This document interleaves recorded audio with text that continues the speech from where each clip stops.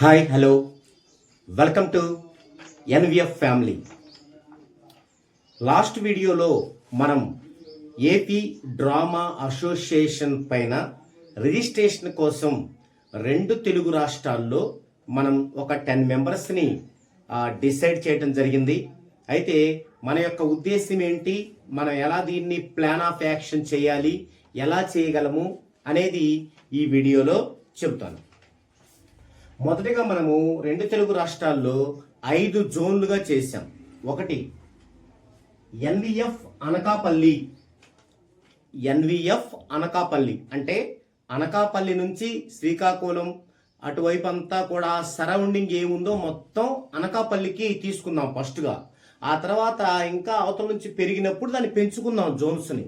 దీనిలో విల్లూరి లక్ష్మీ జగన్నాథ్ గారు, అక్కడ జగ్గప్ప మాస్టర్ అంటారు ఆయన, తర్వాత శ్రీనురెడ్డి గారు, వీళ్ళిద్దరు అనకాపల్లి నుంచి ఒకరు, శ్రీకాకుళం నుంచి ఒకరు, వారిద్దరు కలిసి దీనికి ప్రెసిడెంట్ సెక్రటరీగా వ్యవహరిస్తారు. ఆ జోన్కి, అనకాపల్లి జోన్కి వారిద్దరి మీద జాయింట్ అకౌంట్ అనేది మనం తీసుకుంటాం. తర్వాత ఎన్విఎఫ్ నిజాంపట్నం. ఎన్విఎఫ్ నిజామపట్నం ఇదొక జోన్. దీనిలో వీరభోగ వసంతరాయుడు గారు, తర్వాత నాగండ్ల నరసింహరావు గారు, వీరిద్దరిని తీసుకోవడం జరిగింది.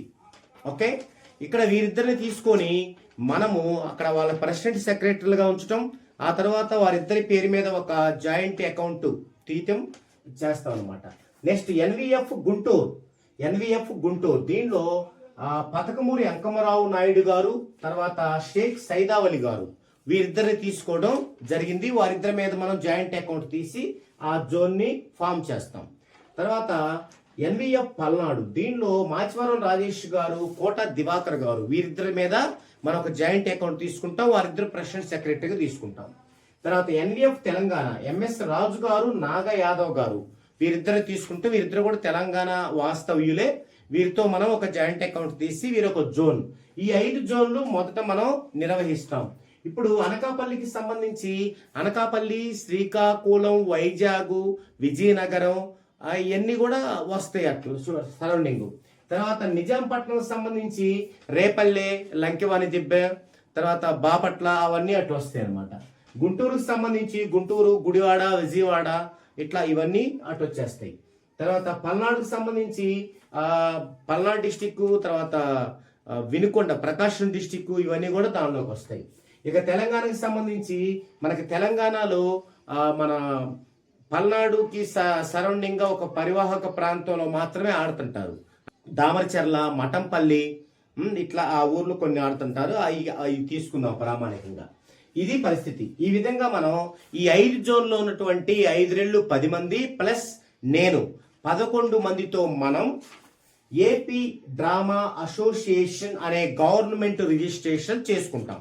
ఇప్పుడు ఈ 5 గ్రూపులు ఏం చేస్తారంటే వారి వారి పరిధిలో ఉన్నటువంటి మండలాల వైడ్గా ప్రెసిడెంట్ సెక్రటరీలు ఏర్పాటు చేస్తారు. ఏర్పాటు చేసి వాళ్ళ ద్వారా ఆయా సమాజాల నుంచి వీరి యొక్క గ్రూపులోకి, ఎన్విఎఫ్ అనకాపల్లి ఒక గ్రూపు, అట్లా గ్రూప్లోకి జాయిన్ చేసుకుంటారు. ఈ 5 గ్రూపుల్లో నుంచి మళ్ళీ మనం ఫిల్టర్ చేసి నిజమైన కళాకారుల్ని ఫిల్టర్ చేస్తాం. ఈ 5 గ్రూపుల్లో ఉంచుతాం, అందరిని ఉంచుతాం, నిజమైన వాళ్ళని, నిజంగానే వాళ్ళని. అందులో నిజమైన వాళ్ళని ఫిల్టర్ చేసి ఎన్విఎఫ్ కళాకారుల గ్రూపులో చేరుస్తాం. ఎన్విఎఫ్ కళాకారుల గ్రూపులో చేర్చగానే వీరికి ఎన్విఎఫ్ కళాకారుడి కార్డు ఇస్తాం. మనం మాన్యువల్ కార్డు అంటే మనం ఇచ్చే కార్డు ఇస్తాం. తర్వాత దీంట్లో ఇంకా ఫిల్టర్ చేసి ఇంకా బెస్ట్ నిజమైన కళాకారులు తీసుకొని ఎన్విఎఫ్ ఫ్యామిలీలో జాయిన్ చేస్తాం. ఇక్కడ వరకు మనం ఇచ్చే కార్డులు ఉంటాయి. ఇప్పటికి ఏది ఇక్కడ నుంచి జల్లెడబడుతున్నాం, ఇక్కడ జల్లెడబడుతున్నాం, ఇక్కడ జల్లెడబడుతున్నాం. ఇప్పుడు నిజమైన కళాకారుడు ఉంటాడు, వాడిని మాత్రమే ఏపీ డ్రామా అసోసియేషన్లో జాయిన్ చేయించుకొని గవర్నమెంట్ గుర్తింపు పొందినటువంటి కార్డుని అలాట్ చేస్తాం. ఈ కార్డులో మాత్రమే వాడికి ఫుల్ అవన్నీ సౌకర్యాలు ఉంటాయి అన్నమాట. మనం ఇచ్చే కార్డుల వరకు ఒక లిమిట్లో సౌకర్యాలు ఇస్తాం మనం ఇచ్చేవి. ఇక గవర్నమెంట్ స్థాయికి వెళ్ళాక ఇన్సూరెన్స్, ఫ్యామిలీ వైద్య ఖర్చులు ఎక్సెట్రా ఎక్సెట్రా అన్నీ ఇవ్వడం జరిగింది. ఇది చైన్ బెల్ట్. ఇకపోతే రియల్గా నేను గమనించింది ఏంటంటే 2 తెలుగు రాష్ట్రాల్లో మొత్తం 100% కళాకారులు అనేవాళ్ళు ఉన్నారు అంటే వాళ్ళల్లో 25% మాత్రమే నిజమైన కళాకారులు, 75% మాత్రం నిజమైన కళాకారులు కాదు. ఇది సాంఘిక నాటక రంగం నుంచి. ఇప్పుడు వీళ్ళు ఎవరంటే ఈ ఈ నిజమైన కళాకారులు కాని వాళ్ళే మెయిన్ నిర్వహిస్తున్నారు. స్టేజీలు, లేడీ ఆర్టిస్టులు, కోఆర్డినేటర్లు, ఇట్లా. దీని వల్లనే మనం పతనమైపోతున్నాం నాటక రంగం. నిజమైన కళాకారులకి శక్తి లేదు, డబ్బు లేదు. వీరి దగ్గర డబ్బు ఉంది కానీ వీరికి ఫ్యాషన్ లేదు. సో నాటక రంగం అభివృద్ధి చెందకపోవటానికి కారణం ఇదే అని నేను గుర్తించాను. ఇప్పుడు ఈ నిజమైన కళాకారులకి డబ్బు లేదు. ఇప్పుడు ఈ నిజమైన కళాకారుల్ని ఏపీ డ్రామా అసోసియేషన్లో తీసుకుంటే వారి ద్వారా వారి జేబులో రూపాయి తీయకుండా ఈ నిజం కాని కళాకారులు ఏం నిర్వహిస్తున్నారో, స్టేజీలు, లేడీ ఆర్టిస్టులు, ఆర్గనైజర్లు, ఇవన్నీ మనం వీళ్ళతో నిర్వహిస్తాం. సో తద్వారా నాటక రంగానికి ఒక ఊపు వస్తుంది అనమాట. అప్పుడేమైంది, వీళ్ళ దగ్గరే స్టేజీ ఉంటుంది. స్టేజీకి అయ్యే ఖర్చులు 22,000 అనుకోండి, 3,000 ఎక్కువ, 25,000కి స్టేజీ వచ్చింది. 25,000కి స్టేజీ వచ్చింది. తర్వాత ఈ లేడీ ఆర్టిస్టుల పరిస్థితి ఏంది మనందరికీ తెలిసిందే. మనం వారికి ఇచ్చేది 7,000 నుంచి 10,000 వరకే ఒక ప్రదర్శనకి, అంటే 2 సార్లుకి, మిడిల్కి ప్రదర్శనకి కలిపి ఒక నాటకానికి 7,000 నుంచి 10,000 వరకు ఇస్తాం హీరోయిన్కి. కానీ మనం వసూలు చేసేది ఎంత, 30,000. అందుకే నాటక రంగం ఎదగటం లేదు. ఇప్పుడు మనం ఏం చేస్తాం, ఈ యొక్క వీళ్ళని ఇందులోకి తీసుకొని వీళ్ళ ద్వారానే మనం లేడీ కోఆర్డినేటర్గా పెట్టుకొని ఏం చేస్తాం, వాళ్ళకి 7,000 ఇవ్వాలనుకోండి, ఖర్చులు ఒక 1,000 అనుకోండి, 8,000. మనం 2,000 ఎక్కువ తీసుకుంటాం, 10,000కి హీరోయిన్ వస్తుంది 2 సార్లు. ఇది సాధ్యమే. చూడండి ఎంత ఈజీ అవుద్దో. ఇప్పుడు నిజమైన కష్టం ఎవరికి ఉంది, డైరెక్టర్లకు ఉంది, డ్యాన్స్ మాస్టర్కి ఉంది. వాళ్ళకి పెంచాలి, వాళ్ళది కష్టం. మనం అది చేయబోతున్నాం. ఓకే, అయితే ఇక మనం ఏం చేయబోతున్నాం, మన యొక్క పరిస్థితి ఏంటి, మనం ఏమేమి మార్పులు తేయబోతున్నాం.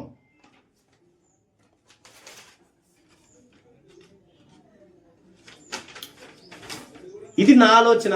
రేపు అసోసియేషన్ ఆర్గనైజ్ అయ్యాక మనం 11 మందిని కూర్చొని ఈ ఆలోచనలో ఏమైనా తప్పులుంటే సవరించుకుంటాం, సరిచేసుకుంటాం. మీలో కొత్తగా ఎవరైనా చెప్పినవి బెటర్గా ఉంటే అవి తీసుకుంటాం. ఇవేంటో వినండి. అంటే ఇది ఎందుకు అంటే మీకు ఆలోచన రావటానికి నా ఆలోచనని మీ ముందు ఉంచుతున్నాను. ఫస్ట్ పాయింట్, నాటక నిర్వహణ ఖర్చు తగ్గింపు. నాటక నిర్వహణ ఖర్చు తగ్గింపు అంటే ఒక నాటకం ఆడటానికి 1,50,000 అవుతున్నప్పుడు అది 60,000 నుంచి 70,000లో అయిపోవాలి. అయిపోతుంది, అయిపోయి తీరుతుంది, నేను చెప్తాను. తర్వాత హీరోయిన్స్ని పర్ఫెక్ట్గా తీసుకోవటం. ఇప్పుడు హీరోయిన్స్ ఎవరు పర్ఫెక్ట్గా లేరు, ఫ్యాషనబుల్గా లేరు. మనం ఫ్యాషనబుల్గా హీరోయిన్స్ని మనమే తయారు చేయాలి, మనమే తీసుకోవాలి. అంటే వాళ్ళని నాటకము కోసమే యూజ్ చేయాలి, మిగతా పిచ్చి పిచ్చి వేషాలకి యూజ్ చేయకూడదు. అక్కడే దెబ్బతింటుంది నాటకం ఫీల్డ్. ఇక మూడోది, పాంప్లెట్లు, భోజనపు ఖర్చు ఆ గ్రామంలో వాళ్ళు నిర్వహించేలాగా మనం ఏర్పాటు చేయటం సమాజాలతో. సమస్య అంతా ఇక్కడే ఉంది. పాంప్లెట్ ఖర్చు, ఆ రోజు నాటకం మిడిలప్పుడు భోజనం ఖర్చులు ఆ గ్రామం వాళ్ళు, ఆ గ్రామం పెద్దలు చందాలు వేసుకొనే ఏర్పాటు చేయాలి. ఎందుకు చేయాలంటే అక్కడ చందా అంటే ఒక బాధ్యత. ఎప్పుడైతే అలా జరిగిందో నాటకం ఆడేటప్పుడు వారిదిగా భావిస్తారే, ఇది మనదరా, మన ఊరి వారిదని భావిస్తారు. మా చిన్నప్పుడు అలాగే భావించేవాళ్ళు. ఇప్పుడు ఈ నాటకం వేసుకునే ఈ 75% కళాకారులు కాని కళాకారులు రావటం వల్ల, వారి డబ్బు వెదజల్లటం వల్ల ఇక పెద్దలకి పని లేదు. పని లేనప్పుడు వారు ఓన్ చేసుకోలేకపోతున్నారు. దానివల్లే ఈ నష్టం జరుగుతుంది. అదే వాళ్ళు ఓన్ చేసుకుంటే క్యారెక్టర్లు ఒళ్ళు దగ్గర పెట్టుకుని నటిస్తారు. క్యారెక్టర్లో ఒళ్ళు దగ్గర పెట్టుకొని నటిస్తే హీరోయిన్లు కూడా భయంగా ఉంటారు, డైరెక్టర్ల పట్ల రెస్పెక్ట్తో ఉంటారు, ఫ్యాషనబుల్గా ఉంటారు. చూడండి ఈ లింకప్ ఎలా ఉందో. అందుకని పాంప్లెట్ భోజన ఖర్చు గనక ఆ గ్రామ పెద్దల గనక బాధ్యత వహించకపోతే మనం ఆ నాటకాన్ని నిర్వహణ చేయకూడదు. మనం పోయి డైరెక్షన్ చేయకూడదు, మనం పోయి డ్యాన్స్ చేయకూడదు, తప్పది. అంతకాడికి కూలి పని చేసుకోవచ్చు, మనం వెళ్ళి కట్టెలు కొట్టుకొని బతకొచ్చు. వాళ్ళ పెద్దలే ఇష్టం లేకుండా వాళ్ళు ఉంటే మనం ఎవరు అండి వాళ్ళకి పోయి నేర్పడానికి? అంత గతి లేకుండా ఉన్నాం కదా మనం. ఇది తర్వాత దేవాలయాల తరపున సహాయం అందినప్పుడు ప్రదర్శన కోసం రచయితల, స్టేజీల, హీరోయిన్స్ల ప్రమోషన్ కోసం ప్రదర్శన టీంలు ఏర్పాటు చేయాలి. ఇప్పటికి నాకు తెలిసి ఒక పల్నాడులో చెప్తాను, పల్నాడులో ఒక 15 ఉన్నాయి దేవాలయాల తరపున సహాయం చేసేవాళ్ళు, కళా పోషకులు. వాళ్ళు 40-50 వేలు సహాయం చేస్తారు. మరి అలా చేసినప్పుడు ఏం చేస్తున్నారంటే కొంతమంది డైరెక్టర్లు అవి తీసుకోవటం, ఏది 75% ఉంటారే కళాకారులు కానీ కళాకారులు అవి తీసుకోవటం, నువ్వు ఉంటావా అని వాడిని 5,000 వాడిని 5,000 ఆడటం, ఆ మిగతా చేసుకోవటం, వాళ్ళు ఒక 5,000 తీసుకోవటం, ఇలాగే నాశనం చేస్తున్నారు. ఇది రైట్ కాదు. వాళ్ళకి మనం ఏం చేయాలంటే ఒక ఫ్యాషనబుల్గా 25%లో ఉండే టీంని ఏర్పాటు చేయాలి. ఒక రైటర్ను పట్టుకోవాలి. నీ పుస్తకం వేస్తున్నాం బాయ్ నివాస్ వాల్మీకి వేటాడే సింహాలు వేస్తున్నాం, నీ పుస్తకం పబ్లిసిటీ అవుద్ది, చక్కగా వేస్తాం, ఆ దేవుడి దీవెనలు కూడా ఉంటాయి. నువ్వేం సహాయం చేయగలవు? ఇదిగో 10,000 చేయగలను, ఓకే 10,000. వాళ్ళు ఇచ్చే 50,000, 10,000, 60,000 అయిపోయింది. ఇక దీనికి డైరెక్టర్ ఎవరు ఉండాలి? అబ్బాయ్ ఇది నాటకం చాలా చక్కగా వేస్తున్నావు, ఒక సమాజంలా కాకుండా సినిమాలాగా ఉంటుంది, దీనికి నువ్వు డైరెక్షన్ చేస్తావా? చేస్తానన్నప్పుడు ఏది కొత్త డైరెక్టర్లు, సగం ఉన్న డైరెక్టర్లు గురించి చెప్తున్నాను. వాళ్ళకి ఇది బెస్ట్ ఆప్షన్ కదా, ప్రమోషన్ కదా. వాళ్ళని పెట్టుకుని వాడు ఒక 10,000 ఇస్తాడు వాడు ప్రమోషన్ కోసం. తర్వాత కొత్త హీరోలు తెచ్చిన వాళ్ళు ఉన్నారు. అబ్బా ఇలాంటి చోట కనుక మీ హీరోయిన్ ప్రదర్శన చేస్తే మీకు మంచి మార్కెట్ వస్తుంది అనగానే వాళ్ళు వస్తారు. మనం 20,000 ఇవ్వాలనుకోండి, హీరోయిన్కి 10,000కే వస్తారు. ఈ విధంగా మంచి కళాకారుల్ని ప్రోత్సహిస్తూ ఆ కళా పోషకులకి మనం భద్రతనివ్వాలి. వారు మళ్ళీ కళా పోషణ నిర్వహించేలా చేయాలి. ఇప్పుడేం జరుగుతుంది? వీళ్ళకి ఎందుకు ఇచ్చేవారు, ఇంత దరిద్రం చేశారు అని క్రమక్రమంగా తగ్గుతుంది. 50,000 ఒకప్పుడు ఇచ్చేవాళ్ళు ఇప్పుడు 30,000 కంటే ఎక్కువ అంటున్నారు. ₹1,00,000 ఇచ్చేవాళ్ళు 40,000 కంటే ఎక్కువ అంటున్నారు. దీన్ని మనం పునరుద్ధరించాలి. తర్వాత డ్రెస్సెస్, మేకప్ కిట్, కొన్ని సెట్ ప్రాపర్టీస్, కొన్ని కటన్స్, రచయిత సృష్టించిన కొన్ని పరికరాలు తెచ్చిపెట్టాలి. మనం స్టేజీలు అవే ఉండవు, ఏకదంపుడు ఆడి దగ్గర ఏముంటాయో వచ్చి పెడతాడు కాదు. మనం ఒక గ్రూప్ తయారు చేయాలి. చేస్తే ఏమైంది? స్టేజీ వాళ్ళకి భయం ఏర్పడుద్ది. ఎందుకు తెలుసా? ఇప్పుడు పోలీస్ అంటే పోలీస్ డ్రెస్ ఉండాలి, అది ఉండదు. లాయర్ అంటే లాయర్ డ్రెస్ ఉండాలి, ఉండదు. తుపాక్ అంటే తుపాక్ ఉండదు. ఇవన్నీ మనం పెడతాం. అంటే మనమంటే మన అసోసియేషన్ తరఫున పెడతాం. స్టేజీ అదే వచ్చింది, కానీ ఇవి మనం పెట్టుకుంటాం. ఏమైంది తర్వాత? ఆ తర్వాత సంవత్సరం మనమే స్టేజీ తెచ్చి ఇవన్నీ పెడతాం. మరి అప్పుడు ఈ స్టేజీలు ఉంటాయా? ఈ 75% పెట్టుకునే ఈ స్టేజీలు ఉంటాయా? ఉండవు. అప్పుడే ఒకవేళ ఉన్నాయనుకోండి, ఒళ్ళు దగ్గర పెట్టుకొని పనిచేస్తారు. అప్పుడే కదా నాటకం గ్రోత్ పెరిగేది. అందుకని మేకప్ కిట్లో ఎన్ని తెచ్చి పెడతాం. తర్వాత గ్రామంలోని నాయకులు పోలీస్ పర్మిషన్ తీసుకునేలా చూడటం. మనం వీళ్ళందరినీ ఏర్పాటు చేసాక ఏం చేస్తాం? మనం ఏ మండలానికి ఆ మండలం ఒకరోజు నాయకులని, పోలీసు వారిని కూర్చోబెట్టి వారికి ఒక సన్మానం, ట్రీట్ ఇస్తాం. ఇచ్చి అయ్యా మీకు నచ్చిన విధంగా మేము నాటకాలను ఆడతాం, అశ్లీలత ఉండదు, అసభ్యత ఉండదు, ప్రమాణం చేస్తున్నాం అని వాళ్ళకి మనం భరోసానిస్తాం. భరోసానిస్తే ఏమైందంటే మనం నాటకం ఇస్తున్నప్పుడు మనం పర్మిషన్ కోసం వెళ్ళాం, ఆ గ్రామంలో నాయకులు వెళ్తారు పర్మిషన్ కోసం. ఏమైతప్పుడు ఆ నాయకులు కలిసి ఉంటారు, 2 కానిస్టేబుల్ కలిసి ఉంటారు, మొత్తం కలిసి స్టేజీ కంట్రోలింగ్ ఏర్పాటు చేస్తారు.